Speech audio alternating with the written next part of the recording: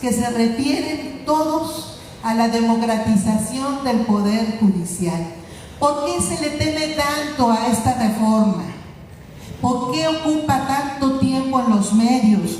¿Por qué tenemos personas dedicadas a intentar sabotear que se hable siquiera de la reforma? Pues tiene que ver con que efectivamente el Poder Judicial se convirtió en un reducto no de análisis jurídico, ni siquiera de una corriente jurídica o constitucional que tuviera una interpretación de la ley. Se convirtió en un reducto absolutamente político en el que se refugió una posición política en nuestro país. Y es ese reducto el que no quieren perder algunos que están en medios de comunicación o que tienen enormes privilegios en el propio Poder Judicial de la Federación. Es importante esta reforma y es democratizadora porque busca controlar a través del escrutinio público el actuar de jueces, magistrados y ministros. Y no es ningún control arbitrario, más bien lo que busca es que respondan al contenido de la ley y que respeten el límite constitucional en su actuación, porque eso se perdió en los últimos años.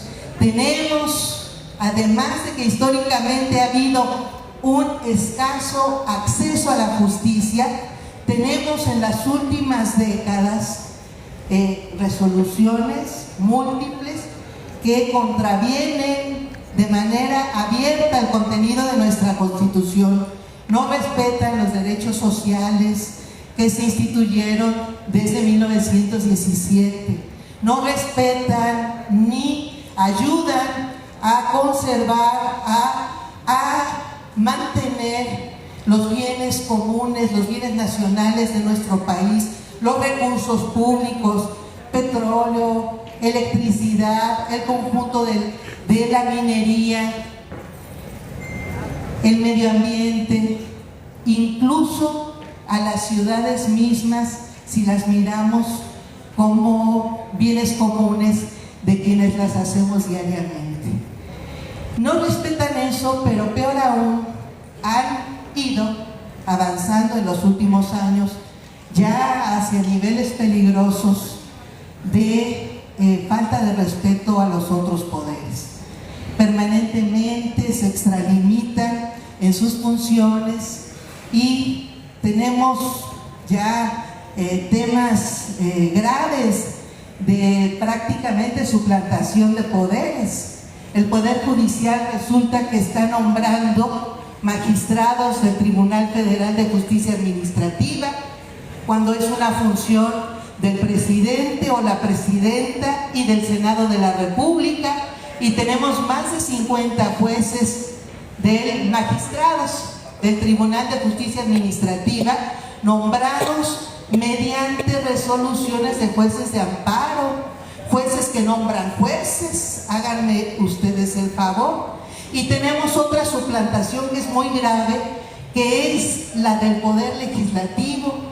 Permanentemente se están invalidando leyes de manera indebida. Tenemos más leyes declaradas inconstitucionales que nunca, 75% más que antes de 2018, y por algunas razones particulares, como esa que le llaman vicios en el procedimiento legislativo, que ni siquiera entra a analizar el contenido de las leyes, se invalidan diciendo que son inconstitucionales, y ha incrementado más de 400% de todas las leyes invalidadas de 1995 a 2018, 400% más de 2019 a 2023. Esto puede parecer muy lejano a nuestros intereses como ciudadanos, pero entre esas leyes hay muchas leyes que defienden derechos sociales, que ampliaron en buena parte, incluso, por ejemplo, derechos de comunidades indígenas, que buscaban que se ejercieran directamente recursos por las propias comunidades y fueron declaradas inconstitucionales. Leyes más conocidas como la de la Guardia Nacional, como la reforma a la ley electoral, la de hace 2 años, pues también han sido declaradas inconstitucionales. Tenemos muchas leyes de los estados y leyes emitidas por el Congreso de la Unión más invalidadas que nunca. Esto significa pues que se cuestiona y que se nulifica la representación popular que finalmente decide el conjunto de la población mexicana al integrar un Congreso de la Unión o Congresos de los estados. Cuando el Poder Judicial dice: a mí no me interesa que la mayoría haya votado esa ley, yo la declaro inconstitucional porque no sigue mi criterio, el que yo inventé, incluso a veces fuera de la propia Constitución, porque hay criterios así. Resulta que tenemos sentencias que le dicen al Poder Legislativo cómo debe legislar y no tenemos facultad para hacerlo. Bueno, pues pasa eso. Y menciono estos abusos porque esos se suman a los que se conocen, a los que se denunciaron durante muchas semanas por el presidente Andrés Manuel López Obrador, que tenían que ver con personajes del crimen organizado liberados, que tenía que ver con sabadazos, que tenía que ver con personajes de la política que recibieron tratos preferenciales, como Emilio Lozoya, que está en su casa en lugar de estar en la cárcel, como Rosario Robles, que fue rápidamente liberada, que tiene que ver con hechos de impunidad, con jueces que ni siquiera quieren analizar los casos, no dictan autos de vinculación a proceso. Se suman estos abusos y son los que pueden explicar que haya en este momento jueces y magistrados que se sientan ofendidos y que crean realmente defender sus privilegios como si esos privilegios fueran derechos. Es más, le llaman derechos adquiridos. Son los mismos jueces que no han reconocido históricamente derechos para los trabajadores de confianza, los que ahora, sabiéndose trabajadores de confianza, quieren crearse criterios de excepción para recibir el trato que no le dieron a nadie. Y ya no hablemos de los trabajadores de base, ya no hablemos del magisterio, al que incluso le desconocieron en algún momento su carácter de trabajadores de base. Ya no hablemos de otros sectores de trabajadores al servicio del Estado, al que les está negando su posibilidad de reinstalación, que es parte de la característica que se tiene como trabajadores de confianza. En realidad nunca asumieron que son trabajadores cuya responsabilidad es brindar un servicio a la población. Los jueces y magistrados y los ministros y ministras de nuestro país se quedaron en un discurso meritocrático que convirtió el ejercicio de la justicia en una especie de ejercicio de nobleza. Recibían un título para sentir que ya pertenecían a otro sector social, para recibir salarios que no recibe nadie en nuestro país, y recibían esta idea de que su título es una especie de título nobiliario. Esta meritocracia llevada ya a esos niveles pues les impidió saberse trabajadores al servicio de nuestro pueblo, y por eso es que no les interesa llevar 59 días al día de hoy sin brindar servicio de la justicia. Se supone que regresaban ayer, no regresaron, mantienen cerrados la mayor parte de los juzgados y tribunales del país, lo que nos ha costado más de 11,000 millones de pesos ya de pérdida, porque ellos siguen recibiendo su salario aunque no trabajen. Han dejado de emitir más de 10,000 autos de vinculación a proceso, han dejado de calificar la admisión de más de 179,000 nuevas demandas y tienen pues esa cantidad de casi 500,000 de juicios de amparo que quedaron simplemente en el limbo de la resolución. ¿Por qué no nos es tan lastimoso que dejen de trabajar? ¿Por qué no lo sentimos tan fuertemente la población en general? Pues porque el acceso a la justicia pues es muy elitista, porque poca gente llega, por ejemplo, pues a la primera, segunda, tercera instancia, no se diga, porque para poder iniciar un juicio, aunque tengamos conflictos, pues las mexicanas y los mexicanos lo pensamos mucho o lo piensan mucho, porque los jueces de nuestro país no han sido precisamente, pues, digamos que confiables a la hora de presentarles una controversia a resolución. Entonces esta reforma pues cambia mucho, cuestiona todo eso, cuestiona la base misma del origen, de la conformación y de la razón de ser de los jueces, de los magistrados y de los ministros de nuestro país. Se propone ahora que se vote, ya se inició el proceso, ya tenemos convocatoria, se propone también que a través de esta reforma pues se ejerzan controles financieros, administrativos y jurisdiccionales. Por primera vez va a haber jueces que puedan juzgar a otros jueces, que eso no ha habido en nuestro país.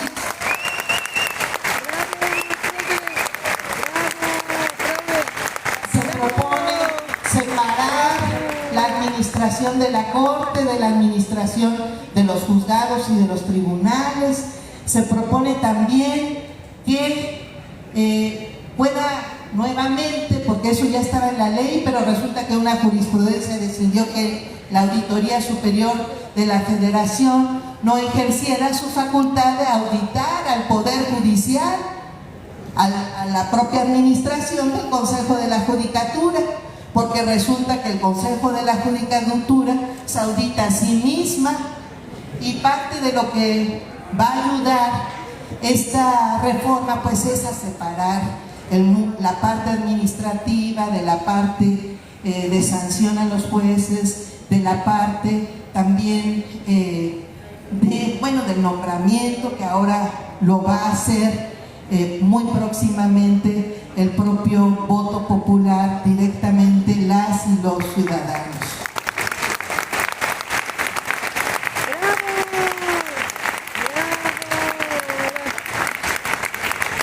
Yo creo, finalmente, para esta intervención, que la reforma logrará muchas cosas.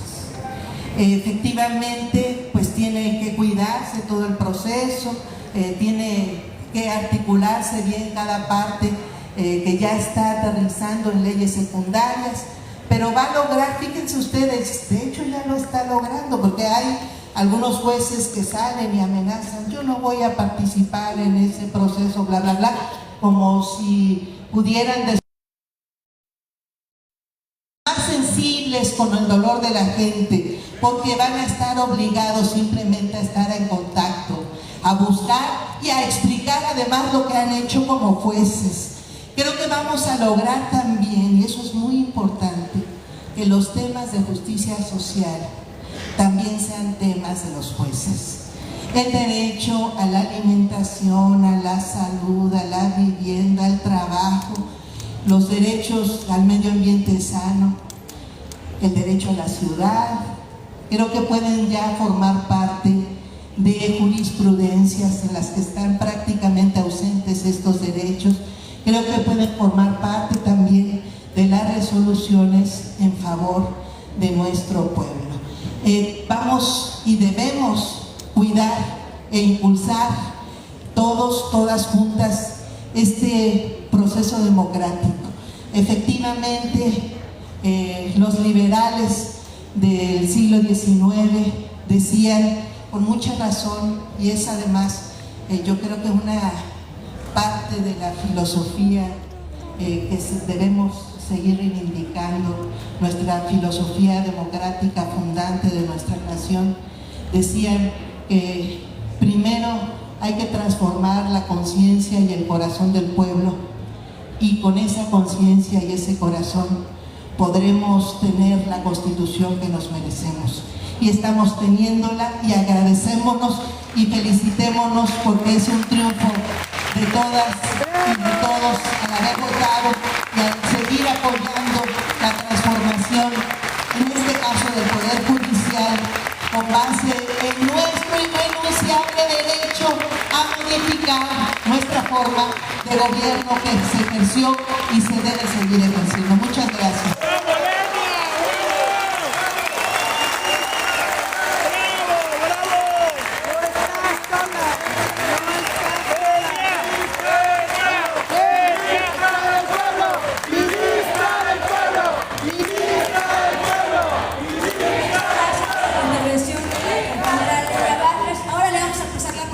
Compañera Larisa Ortiz Quintero, magistrada presidenta, que tiene un compromiso con la impartición de justicia con perspectiva de género. Y qué importante tener a compañeras que nos representen en estos momentos. Compañera, adelante. Muchas gracias. No solamente la perspectiva de género, sino la intercultural, creo que va a ser muy importante justo tomarlo en cuenta ahora en esta reforma. Pues primero, como dicen en mi